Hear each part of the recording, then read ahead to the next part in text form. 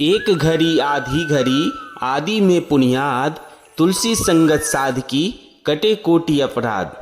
किसी गांव में एक चोर रहता था।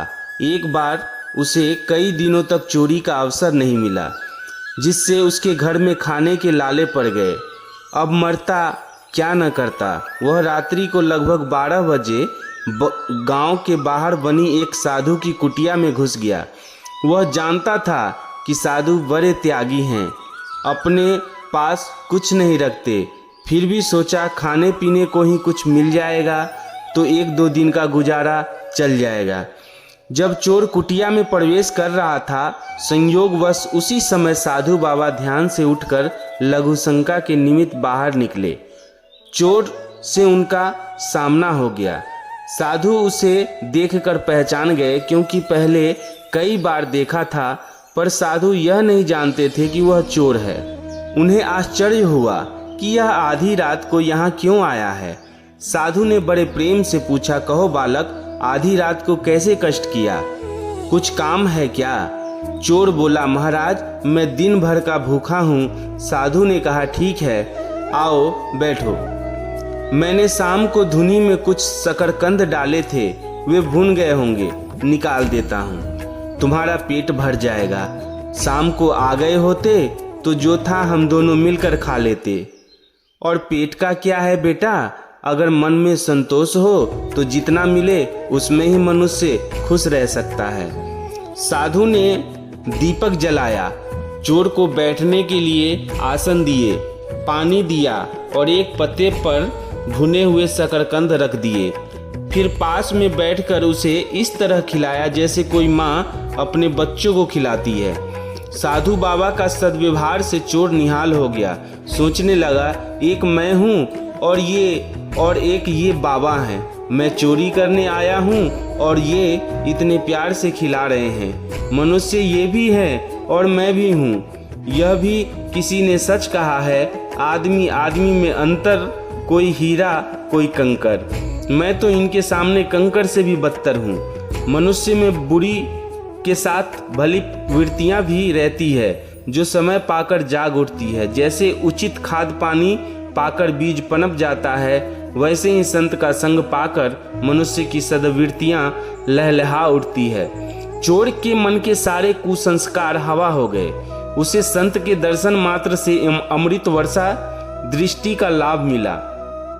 उन ब्रह्मनिष्ठ साधु पुरुष के आधे घंटे के समागम से चोर के कितने ही मलिन संस्कार नष्ट हो गए।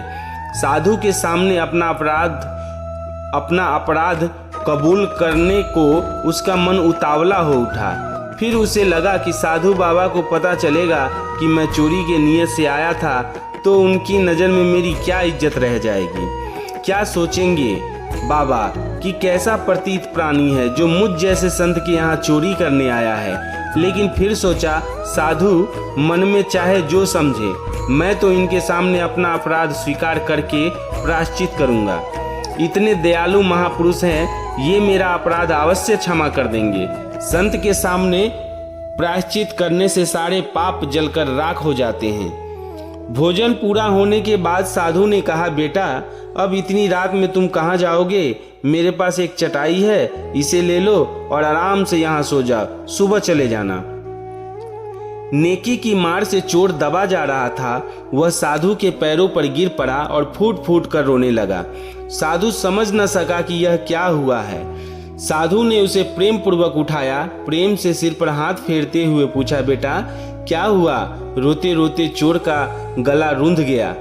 उसने बड़ी कठिनाई से अपने आप को संभाल कर कहा, महाराज मैं बड़ा अपराधी हूँ। साधु बोले, बेटा भगवान तो सबके अपराध क्षमा करने वाले हैं। उनकी शरण में जाने से वे बड़े से बड़े अपराध को क्षमा कर देते हैं। तू उन्हीं की शरण में जा। चोर ने कहा, महाराज मुझ जैसे पापी का उद्धार नहीं हो सकता। साधु बोले, अरे पगले, भगवान ने कहा है, यदि कोई अतिशय दुराचारी भी अनन्य भाव से मेरा भक्त होकर मुझको भजता है तो वह साधु ही मानने योग्य है। चोर ने कहा, नहीं महाराज, मैंने बड़ी चोरियां की है, आज मैं मैं भूख से व्याकुल होकर आपके यहाँ चोरी करने आया था, लेकिन आपके सद्व्यवहार ने तो मेरा जीवन ही पलट दिया। आज मैं आपके सामने कसम खाता हूँ कि आगे कभी चोरी नहीं करूँगा, किसी जीव को नहीं सताऊँगा। आप मुझे अपनी शरण में लेकर अपना शिष्य बना लीजिए। साधु के प्यार के जादू ने चोर को साधु बना दिया। उसने अपना पूरा जीवन साधु के चरणों में सदा के लिए समर्पित करके अमूल्य मानव जीवन को अमूल्य से अमूल्य परमात्मा को पाने के रास्ते में लगा दिया। महापुरुषों की सीख है कि आप सबसे आत्मवत व्यवहार करें, क्योंकि सुखी जीवन के लिए विशुद्ध निस्वार्थ प्रेम ही असली खुराक है। संसार इसी की भूख से मर रहा है। अतः प्रेम का वितरण करो। अपने हृदय के आत्मिक प्रेम को हृदय में ही मत छिपाएं, उदारता के साथ उसे बांटें। जगत का बहुत सा दुख दूर हो जाएगा।